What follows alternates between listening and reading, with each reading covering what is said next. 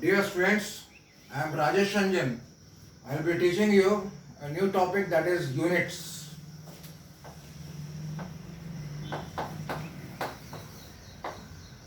Before you go on to this topic units, we shall discuss some important terms. The first important term that we are going to discuss here is physical units or physical quantities. Physical quantities.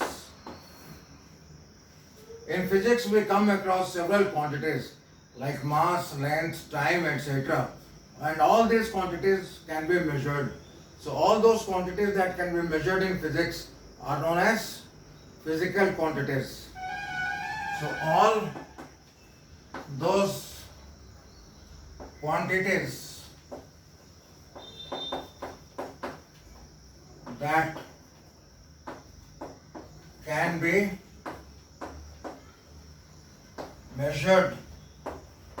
in physics are known as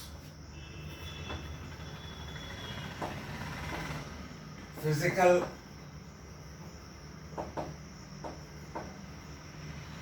quantities.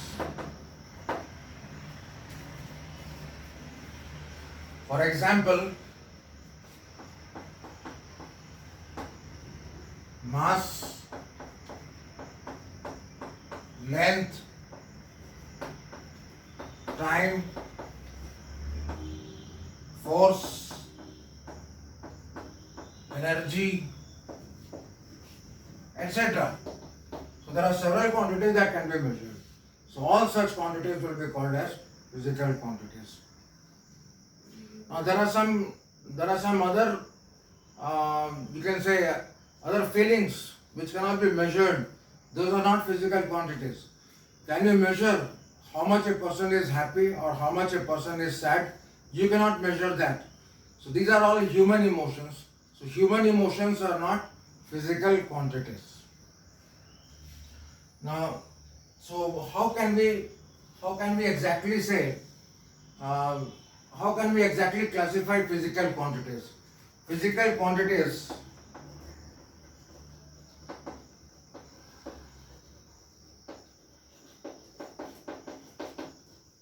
this can be classified as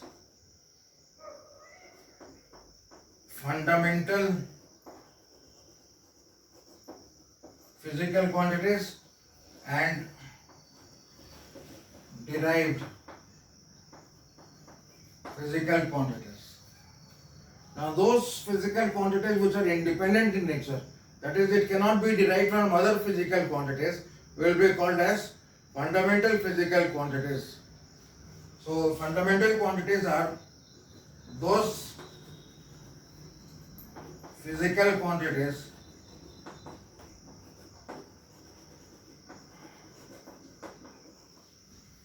which cannot be reduced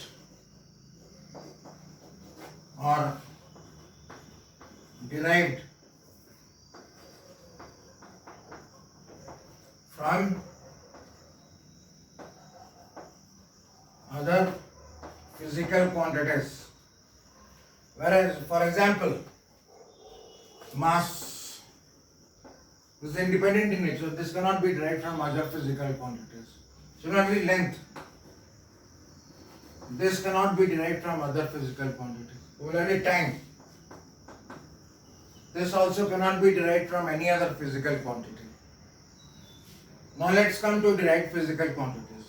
These are physical quantities which can be only deduced by other physical quantities, other fundamental physical quantities. For example, take velocity. Velocity is length upon time. Now what we find here is length is a fundamental physical quantity and time is also fundamental. Length is a fundamental physical quantity, time is also a fundamental physical quantity. So velocity will depend on length and upon time. So this is a derived physical quantity. Similarly, take for example force. Force is mass multiplied by acceleration. Now, force will depend on the mass, this is a fundamental physical quantity, whereas acceleration itself is a derived physical quantity. So, force will depend on mass and acceleration. So, we can say that this force is a derived physical quantity, right? Now, let us see in other way how we can classify physical quantities.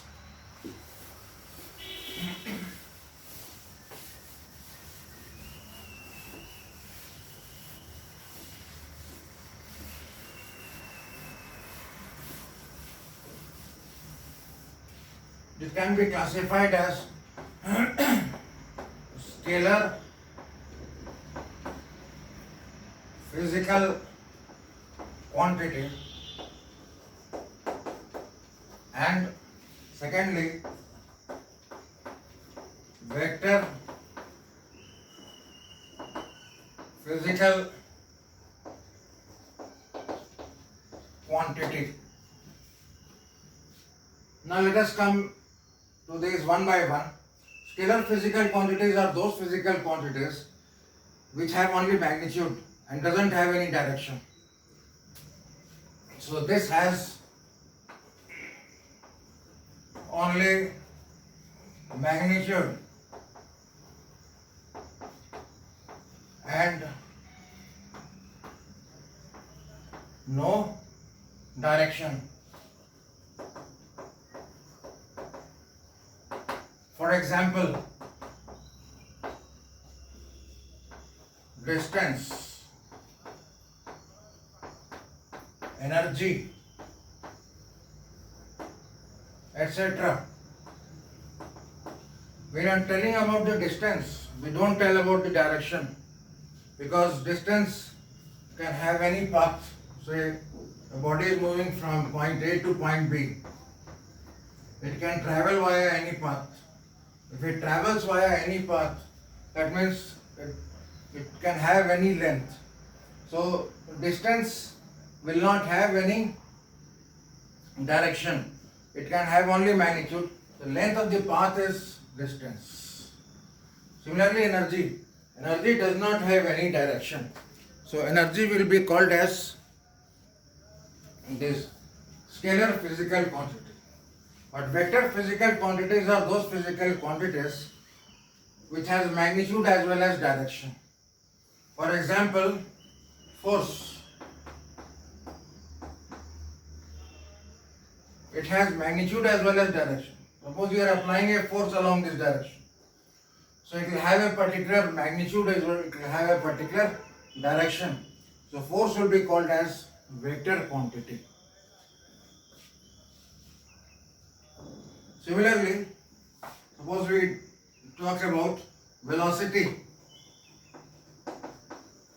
This is length divided by time. Suppose this is the point A, this is the point B. A body travels like this and terminates over here. So straight path between A and B is known as the displacement. This is the displacement. So displacement will have a particular direction, that is from the starting point to the finishing point. So we can say here that velocity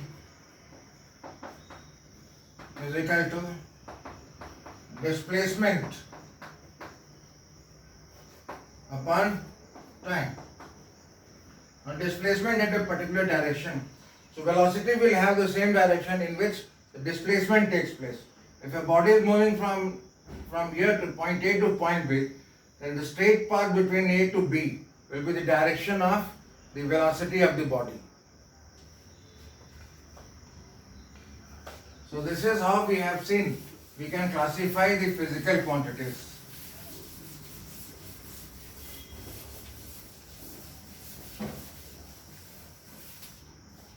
Now next we'll come to units. We have seen what is physical quantity, and all those physical quantity are measurable quantities. In order to measure the physical quantities, we need a reference standard. For example, say there is a bench. This is the bench. We need to measure the length of the bench. This is the length of the bench. So what we do is, we'll bring a measuring tape over here. Keep it like this in front of the bench. And then what we do is, we will measure the length.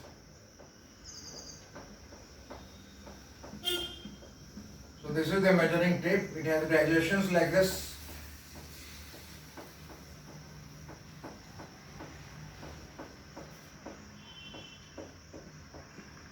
Like this. Okay. So there is one bigger graduation like this, bigger marking like this.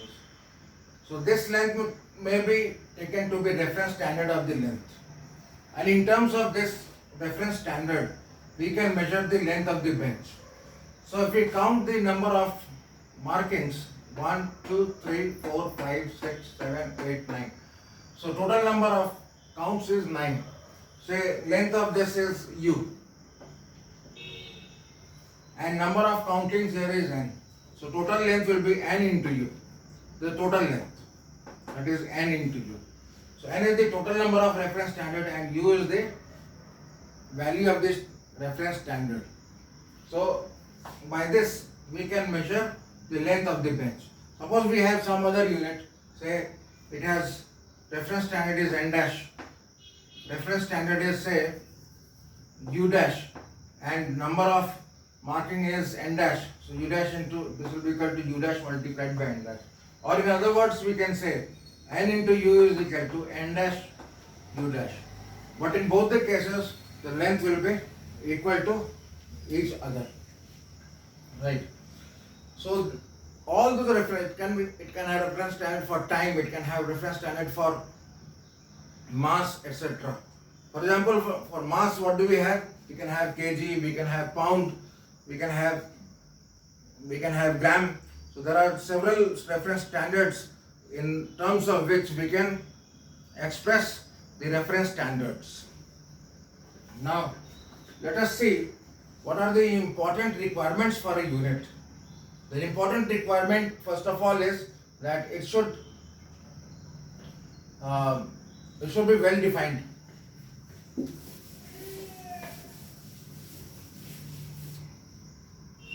Number one, units should be well defined. That is, it should not change from place to place or from time to time. And there should be particular definition for a particular standard. Say we have taken this reference standard for the length. Then this should hold throughout the world. It should be universally accepted. That is, wherever you go, whether you are in India, you are in USA, you are in any part of the world, it should be well defined. It should carry the same meaning. Next, unit should neither be too small or too large. Units should neither be too small or too large. What I mean to say is, suppose you want to measure the diameter of an atom. So this is an atom. Using our naked eye, we cannot see the atom. Size is very small, as we know that. We want to measure the diameter of the atom. What is the suitable unit to measure the diameter of the atom? It is very small. If we measure in terms of meter, it will come to somewhere around 10 to the power minus 10 meter. So this unit is very small. And this particular value has been given as 1 angstrom. We can measure the diameter of an atom by using the unit angstrom. So this is the convenient unit. Suppose you want to measure the distance between, say, distance between Earth and say a star. This is the star. It takes several years for a star to reach its light to Earth. The light from the star to reach the Earth. So, with the unit that we use to measure the length is light years. This is a very large quantity for length. So, whenever we are measuring a physical quantity, then the unit should neither be too small nor it should be too large. The next important requirement is unit should be imperishable.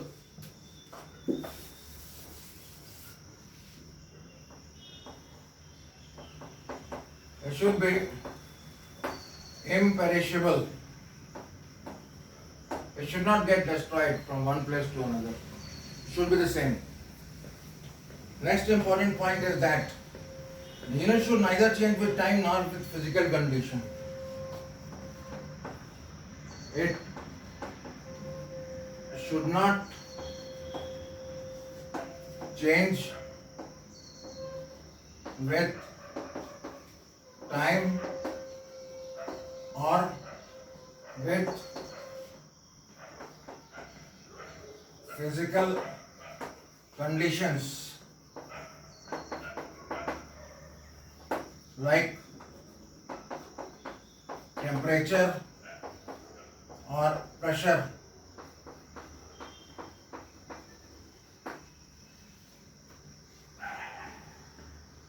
The last requirement is unit should be easily reproducible. It should be easily reproducible.